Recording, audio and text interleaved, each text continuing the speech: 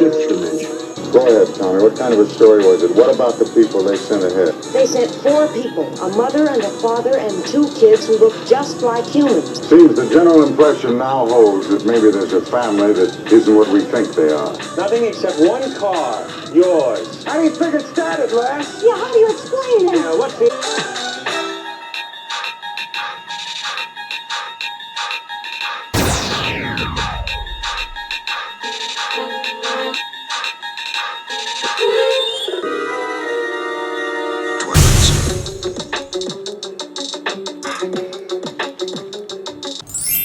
Howdy folks, and welcome once again to the Spaghetti Theater for the Spaghetti Theater Review with Crispin number 4 today. We'll be sitting in again right here. Say hi to Crispin number 4. We must say hoo-ha, folks. My head's shaped like a football. Yeah, it sure is, Crispin number 4. Anyway, once again, I'm going to take a look at another original Twilight Zone episode. This time it's going to be the Season 1 classic, The Monsters Are Due on Maple Street. Because, like a lot of Twilight Zone episodes, it's still relevant today. Because people don't really change all that much. You're so quick to kill, Charlie. Well, maybe you had to kill. Like Roddy McDowell said in another episode, you were right. People are alike. People are alike all over. That was my Roddy McDowell. It was terrible, wasn't it? The only thing that really changes is the technology around them, that they depend on to live, yet can't fix on their own, most of them.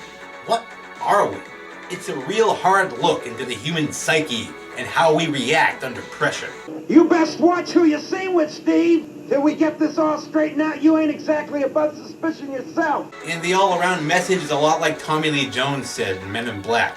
The person is smart, but people together are dumb, panicky idiots. And he's right. We really are. It's true. I know from observation. We thank you for your contribution there, Crispin number 4. So here it is, folks. Another Rod Serling written episode that hits the nail right on the head. It features the big-butted Claude Akins, not Clay Akins. That's a guy, right? Similar name. Claude Akins would appear in the Twilight Zone again in The Little People. And then there's also Jack Weston as this big dumb idiot. He plays a real ass in this. How do you figure it started, Les? Jack Weston, who I personally will always remember from his final film role in Short Circuit 2 as Oscar, the main villain. What are you? Punishment from God? And of course, who could forget, yeah, he was in Dirty Dancing, I know, with the great Patrick Swayze, who overshadows his performance 10 times over. So I mostly remember him from Short Circuit 2.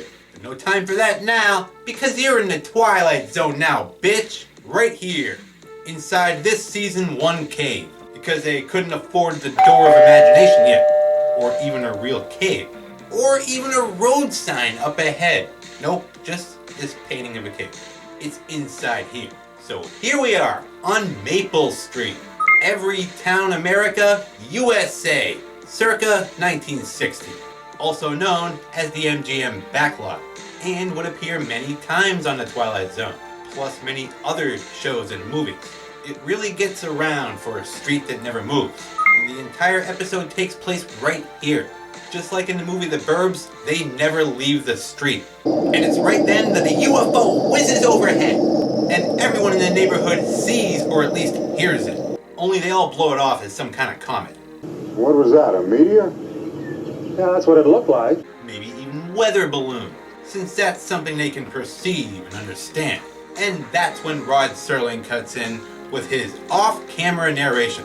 This is Maple Street on a late Saturday afternoon. Season 1, he didn't appear on screen yet, but you just know he's hiding in a bush somewhere, smoking a butt, and his input on Maple Street in this UFO? In the last calm and reflective moment, before the monsters came. Enjoy this little slice of Americana, because it's the quaint little quiet before the shit hits the fan. Because that's how the fuck the cookie crumbles in the Twilight Zone. Bitch. Bitch. So cut to this guy, who tries to change his light bulb, only to discover that the power is up.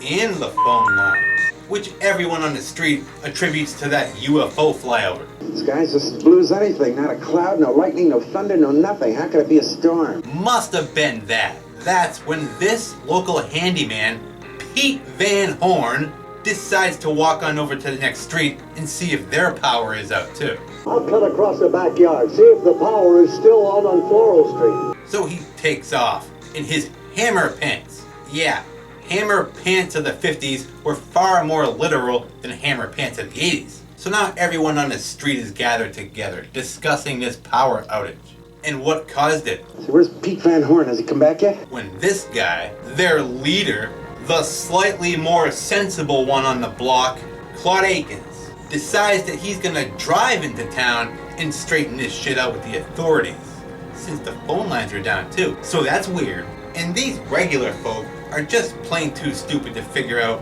what to do about it on their own. I'll take a run downtown. Maybe I can get it straightened out. Only Claude Akins isn't going anywhere because apparently that power outage has affected the cars too. Because now Claude Akins' car won't start. I don't understand it. It was working fine before. That's when they remember that they can still walk. Yeah, feet. Maybe we better walk downtown. So Oscar and Claude Akins start to walk into town when this local kid stops them. Mr. Brand, you better not. Junior here, Lil Tommy, with his out-of-this-world theory on why they should all just stay right here and not head into town. They don't want you to. They even listen to him too, all ears on Tommy, as he goes on about how this outage was caused by that UFO. Them? Whoever was in the thing that came over. I don't think they want us to leave here. According to his comic book sci-fi lore, that is. It's always that way in every story I've ever read about a ship landing from outer space. But fortunately they blow this off for now, since it sounds friggin' crazy. He's been reading too many comic books or seeing too many movies or something. For now. It was just a comet, okay? It wasn't a ship. It was a meteor or something. Plain and simple. Meteors can do crazy things like sunspots. Nothing out of the ordinary. They raised Cain with radio reception all over the world. Business as per usual. Back to work, Crispin. Oh, that's right. You don't have a job. Thank God for that shit. But yeah, just a comet. A regular ass comet. It wasn't anything cool, like a UFO landing on that hill that overlooks Maple Street. So Claude Akins and Oscar start to head off to town again, when Tommy begs them not to go again. Mr. Brand, please don't leave here. Claiming that before they even get to town, they're gonna be stopped by aliens posing as humans. They look just like humans. Bum bum bum. Tommy, you're a friggin' genius, since that's what it says in his comic books. The kid tells the comic book plot and we stand here listening. I'd like to read that comic book, but it must be true though. It came out of a comic book, the holy grail of factual information on Maple Street in the Twilight Zone. Bitch. So they laughed Tommy and his wild imagination off again. Well, I guess what we need to do is run a check of the neighborhood and find out which ones of us are really human. When they realize that it's not just Claude Akins' car that won't start. No one's will, even this guy. Does your car start, Les? Les Goodman. That is, until it starts all by itself. Which is weird and creeps everyone out, How come his car just up and started like that? including the great Les Goodman. I just don't understand it. How did it do that? That's when they all become suspicious of the great Les Goodman. He always was an oddball. Him and his whole family. Maybe he's a little less of a good man than we thought he was. Bam! That was stupid. Thanks, Kristen. I tried, I really did. But I can't impress you with anything, number 4. Bitch. Anywho, they start to believe Tommy's wild stories now, and think that Les Goodman might be an alien posing as a human, perhaps. No lights, no power, no radio. Nothing except one car. Yours. And of all the neighbors, Oscar is the most suspicious and kill happy. How do you figure it started, Les? with his 50s Hawaiian shirt and drinking problem. So sensible Claude Akins steps in and tells everyone to calm the hell down. Now let's not be a mob. And not start jumping to wild-ass conclusions. It's a freak thing, I admit it, but what's it make me, a criminal or something? Which is when Les Goodman's car shuts off, all by itself, only causing more suspicion to grow around him about being an alien, posing as a human. Like, why will his car start and nobody else's? Please, folks, take a chill pill. If he was an alien incognito, would he give himself away like that? Only they're not thinking rationally. They're still on board with Tommy's comic book explanation. Seems the general impression now holds that maybe there's a family that isn't what we think they are. And still suspect poor Les Goodman, who's becoming less good of a man. Don't make me get my gun. So Les Goodman's an alien. A stupid one, no doubt, who wants to get caught. So Claude Akins explains their monsters are doing Maple Street theory to the great Les Goodman. We're on a monster kick, Les. Monsters from outer space are something different than us. Right before his car starts on its own again. That's when this gossip column bitch jumps in with some pretty weak accusations of her own on the great Les Goodman. I've seen Les Goodman here in the wee hours of the morning, standing in his yard, just looking up at the sky as though he were waiting for something. Yeah? So?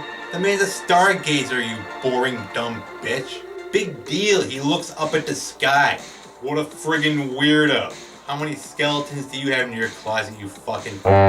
Les Goodman defends himself with his insomnia problem. I'm guilty of insomnia. Only they're not buying it. So Les Goodman tells them off. You scared, frightened rabbits, you. You're sick people, do you know that? I know. Right, Les Goodman? One power outage, and suddenly everybody's convinced you're an invader from Mars. So he warns all of his neighbors of what they're starting with this whole will the real Martian please stand up kind of shit. You're starting something here that's what you should be frightened of. And all because this dopey kid has an active imagination. Junior, shut up. You're gonna get Les Goodman killed. So cut to that night. Pop! Nighttime on Maple Street. Where Oscar the Grouch is now staked out front of Les Goodman's house, keeping an eye on him as his wife delivers him beer and a windbreaker. Personal servant she is, as they discuss Les Goodman. Any guy who'd spend his time looking up at the sky early in the morning, there's something wrong with that kind of a person. The lizard person. I think they prefer reptilian humanoid. No, I'm pretty sure they prefer lizard person, Crispin number 4. So then the feuding and finger pointing gets real heated. You best watch who you're seen with, Steve. As a super paranoid Oscar throws more fuel on the fire of hate of the local civil war as he divides neighbor against neighbor. Till we get this all straightened out, you ain't exactly above suspicion yourself. And eventually starts to accuse Claude the Saint Akins of being an alien in disguise himself. One of them will tip their hand, they got to. Well, I never. Oscar. So naturally, Claude Akins defends himself against this madness. You can quit sitting there like a self-appointed hanging judge. You sound pretty anxious to have that happen, Steve. When someone brings up the fact that Claude Akins happens to have a ham radio set in his basement. There's been plenty of nights you spent hours down in your basement working on some kind of radio or something. Like a lot of 50s folks did at the time. What kind of radio set you working on? I never seen it. Only Oscar uses this as die-hard proof that Claude Akins is in cahoots with the Moon People. Moon People. Who talks to you on that, radio set, and who do you talk to? I talked to three-headed green men who fly over here in what look like meteors. But man, it must be hard for Claude Akins not to just punch Oscar the Grouch right in the face, right then and there. But he keeps his Claude Akins cool and doesn't, sort of the same way he did in the other Twilight Zone episode he would appear in. the little people. He wasn't always that cool in Gunsmoke. I remember him being pretty evil sometimes. But what he does do is he tells Oscar exactly what he's become. How come you're so dense all of a sudden? Spot on, Claude Akins. Who do I talk to? Well, I talk to monsters from outer space. He's completely dense in mind and body. He's a porker, don't deny it. For that time period, his nickname was Fatso in the episode of The Fugitive that he appeared in. So there. That's when Claude Akins' wife, Madam Akins, It's just a ham radio set. A lot of people have them. puts in her 2 cents and explains that Claude Akins simply has a ham radio operator hobby and is talking to his son, Johnny, in the future. No, wait, that's the plot from Frequency. I'll show it to you. It's down in the basement. Claude Akins then finally tells Oscar off And stop telling me who's dangerous and who isn't, and who's safe and who's a menace. and gives a speech to the rest of these idiots on where this kind of thinking is going to lead. You're all standing out here, all set to crucify somebody. And it's not good, folks. But believe me, friends, the only thing that's going to happen is that we're going to eat each other up alive. The monsters are on their friggin' way. They're coming around the corner right now. Because right at that moment, at the height of their paranoid, frightened ass ways, they spot this figure walking towards them in the distant darkness. So they can't see who it is. Tommy, the comic book kid, immediately suspects that it's the monster. It's the monster. It's the monster. And it's due time, baby, on Maple Street. You say stupid. That's when this idiot instantly produces a shotgun to take care of the E.T. This is gonna end badly, isn't it? Since as we, the audience, can see, is just good old Hammer Pants himself, Pete Van Horn, back, hours later, from his long-ass journey to the next street. Shit, man. I'll cut across the backyard, see if the power is still on Floral Street. Jeepers, Pete Van Horn. What took you so friggin' long? Where's the other street? Moscow? Bow! Or did you just make small talk with literally everybody that you saw? Pete Van Horn seems like the type of guy that would do that. Big talker he was. Only it's too late now to just wait and see. So Oscar grabs the shotgun and shoots Pete Van Horn dead. Ha! You fucking nut, Oscar. What are you? A punishment from God? You'd have to see Short Circuit too, I guess. Oscar, you will not get away. I am really pissed off. So Oscar killed a man, and everyone's looking at him. It's Pete Van Horn. Charlie, you killed him. As he tries to explain his stupid ass actions. I didn't know who he was. Well, he came out of the darkness. Well, yeah, there you go. How could he have known that it was just an unarmed human and not a bloodthirsty predator from the Critters planet? How was I supposed to know who he was? He didn't know. Case closed. Sorry about that, Pete Van Horn. Then suddenly the lights snap back on, but only in Oscar's house. So now all of the suspicion diverts to Oscar, Why did the lights go on in your house? the one who is so intent on finding the imposter. Is the imposter after all. Aha! Oscar begs for forgiveness, but it's too late now. No, it's nothing of the sort. Tell that to Pete Van Horn's family.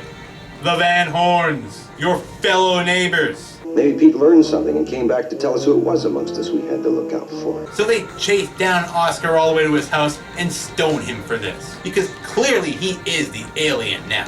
Clearly. Only just dressed up as a fat, balding American in a Hawaiian shirt. Look, I swear it isn't me. Then, to prove he's learned nothing, I know who the monster is. I know who it is that doesn't belong among us. Oscar accuses poor little Tommy of being the alien imposter. It's a kid. Since it was him who put all these ideas in their heads in the first place.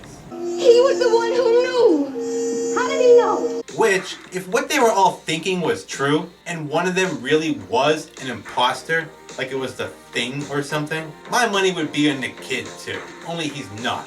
He's just a kid. And they're just panicky idiots. Just like Tommy Lee Jones said, the man is a prophet. So Tommy's mom defends him, of course. He's a little boy. Her little Tommy is an angel. But, not from space. As they all point out, he is the one who knew.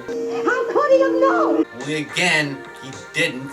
They just went with that idea because they're all crazy now. So get him, get the kid, and rip his head off. I guess, as the entire street goes into full-blown panic. Lights in other random houses start to turn on and off, which only causes them to broaden their insanity by literally blaming any and everyone for whatever reason. It's Don's house! It's Luanna's house! Let the kid, I tell ya! So now they're in total chaos. This one street anyway, as they take to fighting in it, as the camera pulls back to reveal these aliens watching them the entire time. On a hill that overlooked Maple Street, probably not visible to their limited human perception. Obviously. Maybe they're interdimensional. That is a real thing now. Look it up. The aliens then go on about how easy it is to pit humans against one another. Throw them into darkness for a few hours and then sit back and watch the pattern. They pick the most dangerous enemy they can find, and it's themselves. They're not wrong there, are they? And all they had to do was fuck with their oh-so-precious electricity. Their world is full of Maple Streets, and we'll go from one to the other and let them destroy themselves. And that's their plan, I guess. One Maple Street at a time. One to the other. One to the other. One to the other. This could take a while. Maybe try doing the entire town next time, guys, maybe? I don't know. So they leave in their UFO, off to the next Maple Street, to pit about 12 mentally unstable neighbors against one another. Or maybe they will be smarter and team up to discover the true source of the problem, and actually uncover the aliens on the hill watching them the whole time. Who knows? Cause that's it. As Rod Serling cuts in with his final 2 cents. There are weapons that are simply thoughts, attitudes, prejudices, to be found only in the minds of men. His public service announcement on human instincts, and how we're all doomed. Prejudices can kill, and suspicion can destroy. And the pity of it is that these things cannot be confined to the Twilight Zone. So thanks, Rod, for The Monsters Are Due on Maple Street. Which leads me into my final thoughts on this still accurate on the human condition episode of the original Twilight Zone. Boy, did these folks panic at the drop of a hat and let any suggestion, no matter how strange, be the acceptable answer to their current dilemma. A power outage and a few odd occurrences and BOOM! They're blasting people away with shotguns. Particularly Jack Weston's character. Would you actually believe the local kid who reads comic books that quickly? And now that the aliens have gone, what happens next, I wonder? Is it like that bomb shelter episode, and once they return to their normal selves, we'll never be the same now? Even though they have to live together still as neighbors? Except for Oscar, that is. He's going to prison for a long ass time. Where instead of getting rehabilitated, he'll learn to become a full-blown criminal. And by the time he gets out, sometime in the late 1980s, will be even worse of a person than he was before he went in. Plans an elaborate jewel heist where he tricks a sentient robot to dig into the vault for him. Full circle, folks. The end. This whole thing really was Oscar's story. What are you? Punishment from God? It really was. Actor Jack Weston would also appear in the Twilight Zone again, in one of those hour-long episodes, The Bard. An interesting fact on the alien suit, spacecraft ramp, and flying scenes at the end of the episode, it was all reused from the movie Forbidden Planet, which was only about 4 years old at this point. And the Twilight Zone loved reusing props from that movie. In the end, I do think there is some truth to this episode. All of it, even the out-of-this-world parts. It's all in how you perceive the world around you. Who's to say shape-shifting life forms with intelligence don't exist? We don't know for sure, so look out for lizard people, I guess. And with that, I'll end my look at another Twilight Zone classic. The Monsters Are Due on Maple Street. The monster in ourselves, that is. Big thanks again to all of my subscribers and leavers of comments. always appreciated. I do read them all. Adios for now, folks, and I'll see you at the theater. Say bye, Crispin. Adios for now, folks, and I'll see you at the theater. Whenever the hell he lets me come back again. That could be a while, Crispin. There are 7 of you, and Cookie's never even had a chance. Who the hell's Cookie? You don't know who Cookie is? He's your little you.